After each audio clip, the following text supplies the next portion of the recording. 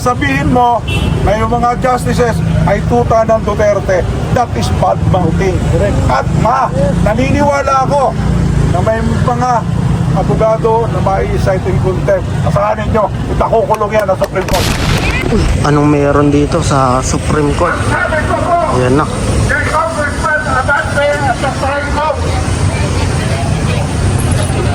Your Honor, marunong lang po akong magbasa.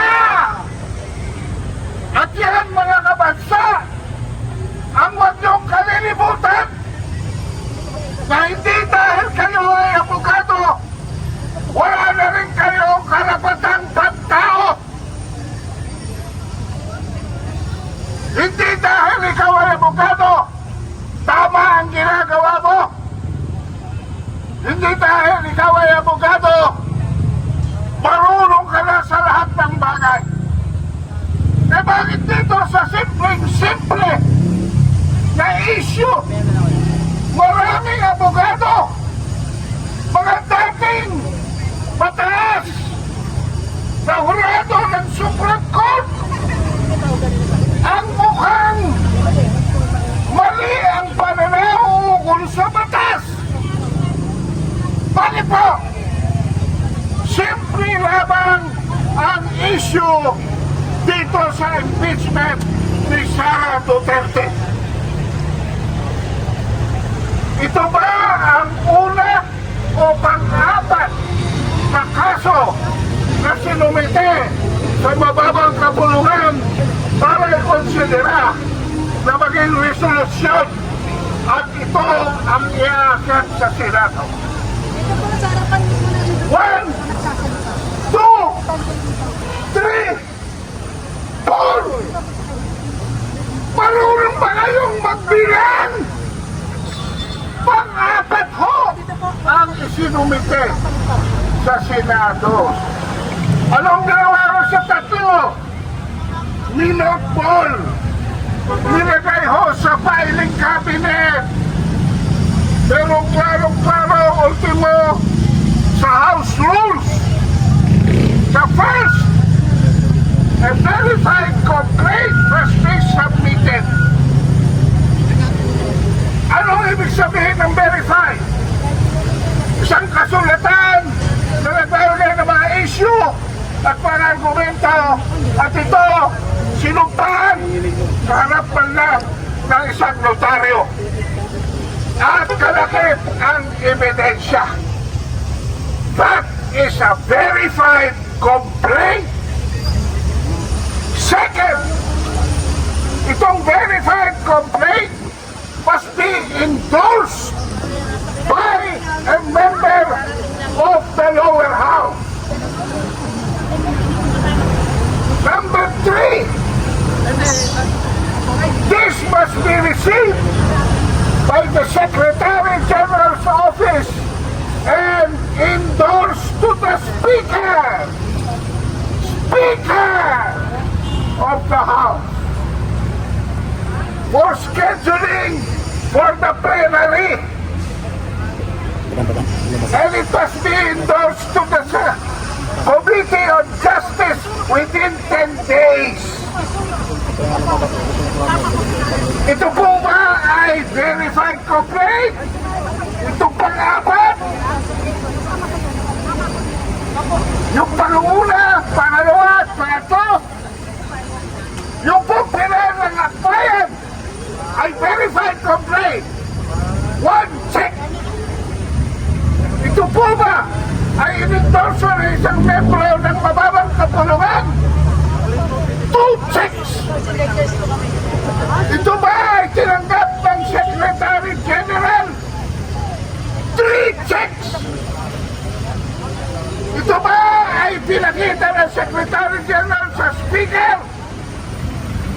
Hindi na ho natin malaman dahil nawalang parang bula ang first impeachment complaint. Nag-file ang bayan muna, ganun din na nangyari. Nag-file ang mga kapalian, ganun din na nangyari.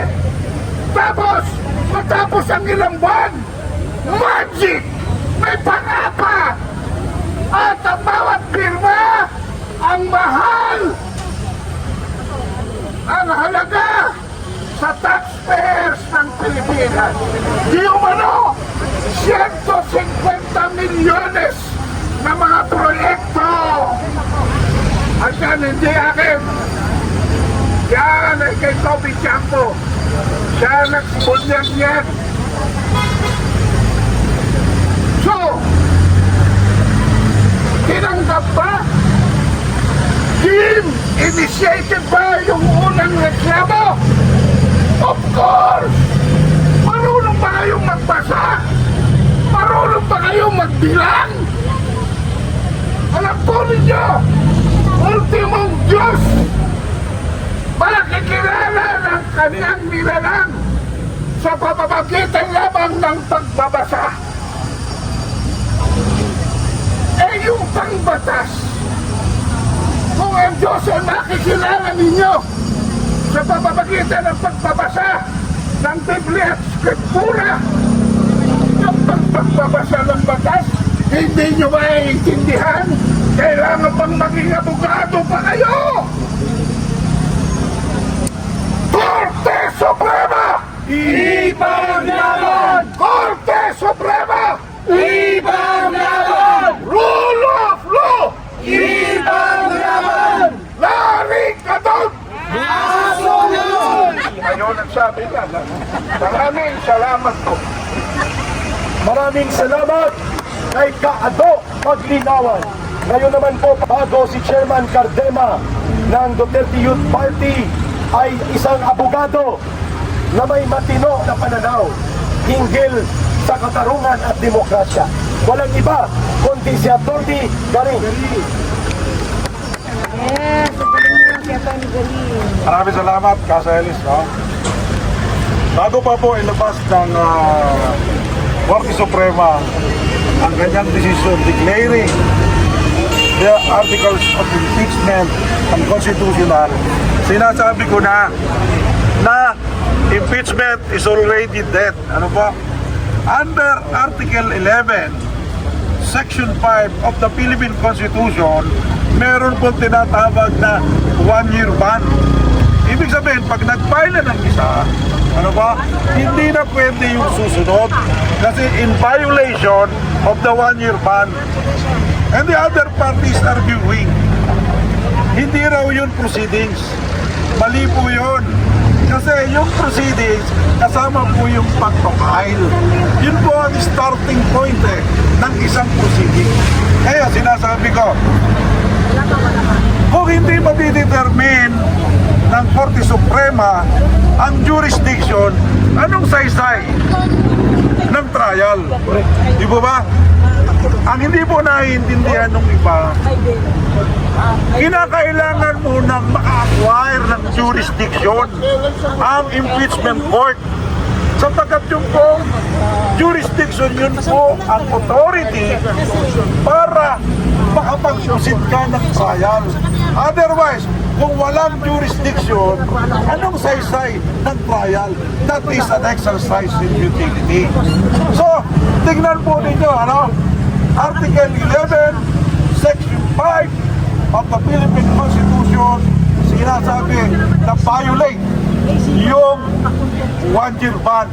That's why, isa sa dahilan kung bakit i-declare ng Supreme Court ang articles of impeachment na unconstitutional. Di po ba? Yung ibang nitty-gritty, naroon din po that the Vice President was not given due process. Pero ang kauna-unahan ko doon, ano? Yung 1-year ban. Article 11, Section 5 of the Philippine Constitution. So yun po ang dahilan. Ano po? At matibay ko po sinasabi yun, bago pa po nagkaroon ng desisyon, lagi kong sinasabi, impeachment is already dead because it violates the Article 11, Section 5 of the Philippine Constitution. Yun lang po. Maraming salamat po sa inyo at alam ko na tayo ay nagkakaintindihan. Hindi na natin kinakailangan palawakin pa. Ang nangungulit na lang po ay yung mga taga-kabila sapagkat Sa pagkatalo nila rito, ang problema, ang tinitira nila ang Supreme Court. Alam niyo po ba, pwede silang ma-citing contempt. Why? Ano pa? They are not only disrespecting the Supreme Court. Ano ba? Or the justices. They are already bad-mouthing the justices. Para sabihin mo na yung mga justices ay tuta ng Duterte, that is bad-mouthing. At naniniwala ako na may mga abogado na mai-cite in contempt. Asahanin nyo, itakukulong yan sa Supreme Court.